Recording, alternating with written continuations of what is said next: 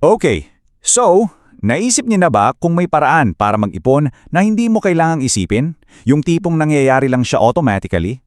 Well, ngayon, bubuksan natin ang isang simple pero sobrang powerful na sikreto para lumaki ang ipon mo nang halos wala kang ginagawa. Kasi para sa marami sa atin, di ba, yung pagsasabing mag-iipon ako ay napakadali. Pero yung actual na paggawa nito, ayun, ibang usapan na. Paulit-ulit yung cycle. May plano ka sa simula ng buwan, tapos pagdating ng katapusan, mapapakamot ka na lang sa ulo at magtatanong, saan napunta yung pera ko? Nakaka-frustrate, no? Pero paano kung sabihin ko sa inyo na may mas malalim na dahilan yan? Sige, umpisahan natin dito. Ang isa sa mga pinakamalaking bitag na kinahuhulugan natin ay yung pag-asa sa willpower. Akala natin, sapat na yung desidido kang mag-ipon, pero ang totoo, para kang nakikipag-away sa sarili mo araw-araw at madalas, talo ka. Ito yung classic scenario, di ba?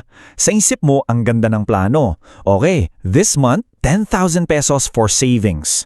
Pero yung realidad, ayun, biglang may 12-12 sale, may nagyayang kumain sa labas, may bigla ang emergency. Ang resulta, yung perang dapat sana para sa ipon, biglang naglaho na parang bula.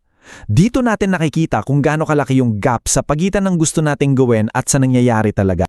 Pero eto yung gusto kong maintindihan nyo. Hindi ito kasalanan mo. Hindi ito dahil sa mahina ka o kulang ka sa disiplina.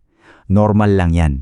Ang totoo, lahat tayo ay nakikipaglaban sa isang psychological battle pagdating sa pera. At kapag naintindihan natin kung paano ito gumagana, doon tayo magkakaroon ng advantage. Ngayon, silipin natin kung anong nangyari dyan sa loob ng utak natin. Bakit ba parang may sarili itong isip pagdating sa pera? Well, may isang konsepto sa psychology na kayang ipaliwanag ang lahat ng yan. Ang tawag dito ay present bias.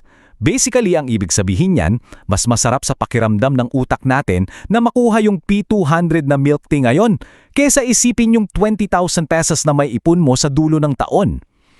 Our brains are hardwired for instant gratification. Gusto niya yung reward now na. At ito yung pinaka-critical na part.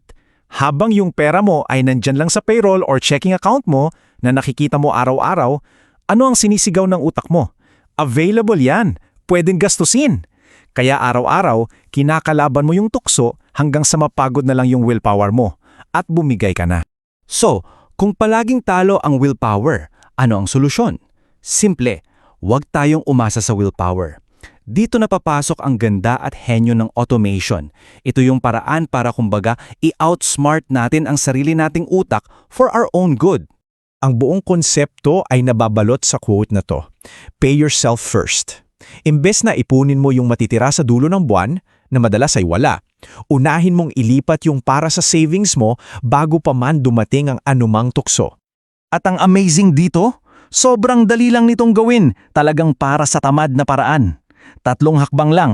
Una, buksan mo yung banking app mo. Pangalawa, mag-set up ka ng recurring o scheduled transfer tuwing araw ng sahod papunta sa isang hiwalay na savings account. At pangatlo, the best part, kalimutan mo na. Set it and forget it. Walang desisyon, walang pagpipigil, walang effort. Okay, so siguro tanong nyo, magkano naman yung i-automate ko? Good question. Meron tayong tinatawag na magic number para dyan, isang guide para masigurong may resulta. At ang magic number na yan ay 10 to 20% ng iyong sahod. Ito yung ideal range. Kung kaya mong magsimula sa 10%, great. Kung kaya mong 15% or 20%, amazing. Pero huwag kang ma-pressure. Kahit magsimula ka sa mas maliit na porsyento, ang importante ay nasimulan mo. Ang tunay na sikreto dito ay yung pagiging consistent. At para makita nyo kung gaano kalakas ang epekto nito, tignan nyo tong graph. Sa kaliwa, yung resulta ng mano-manong pag-iipon. Dahil hindi consistent, baka kakarampot lang ang maipon mo in 10 years. Pero sa kanan, pag naka-automate yung 15% ng sahod mo, tignan nyo yung agwat. Grabe! Yan ang kapangyarihan ng consistency na ginawang madali ng automation. So anong ibig sabihin ng lahat ng ito para sa'yo? Simple lang. Inilalagay mo ang iyong financial future sa autopilot. Habang busy ka sa buhay, sa trabaho, sa pamilya, meron kang isang sistemang tahimik na nagpapalago ng yaman mo sa background.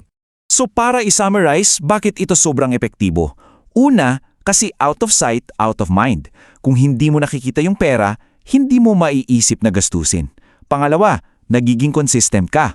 Umuulan man o umaraw, basta may sahod, may savings ka. Period. Pangatlo, automatic siya. At pangapat, napaka-empowering. Kasi inuuna mo yung kapakanan ng future self mo. Kaya iiwan ko sa inyo ang tanong na ito. Kung sisimulan mo ito ngayon, ano ang posibleng itsura ng buhay mo 10 years from now? Baka yan na yung down payment para sa pinapangarap mong bahay? O yung pondo para sa negosyo mo? O simpleng financial freedom? Tandaan, yung isang maliit na pagbabago ngayon ay pwedeng maging pundasyon ng isang napakalaking pangarap para bukas.